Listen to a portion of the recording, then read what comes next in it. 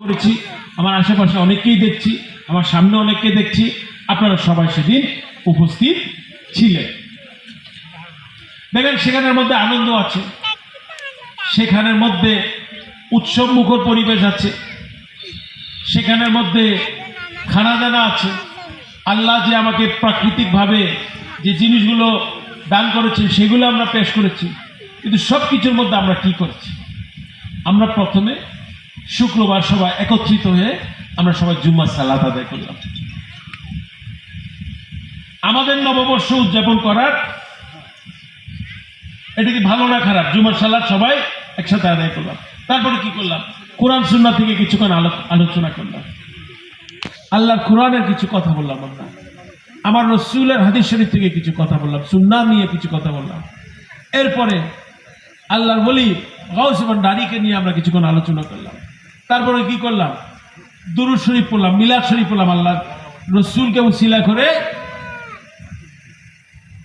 তারপরে আমরা দেখা সাক্ষাৎ করলাম, কথাবার্তা বললাম। দেখছেন সবকিছুর মধ্যে আমাদের মুর্শিদ কিবলা আমাদের কিভাবে শিখিয়ে দিয়েছে যে কৌশল অবলম্বন করো, যেখানে সেখানে আল্লাহর নাম নিয়ে আল্লাহকে রাজি করে ফেলো তোমার পক্ষে।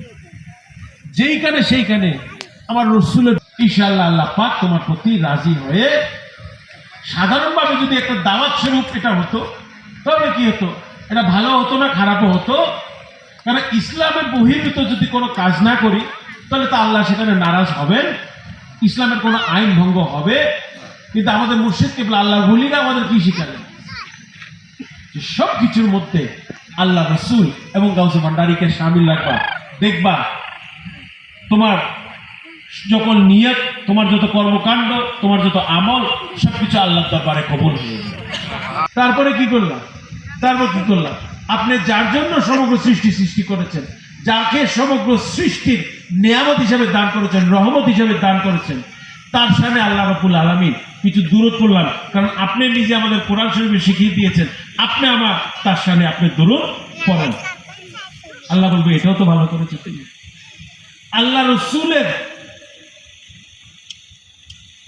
দেয়া নিয়ম মাফিক আমরা ফাতিহা শরীফ পেশ করলাম এবং সকল আগত মুসল্লি আশিকানা মাইজ ভান্ডারীদের মাধ্যমে আমরা ফল খানা বিতরণ করলাম। আল্লাহ বলবে এটাও তো ভালো করেছে।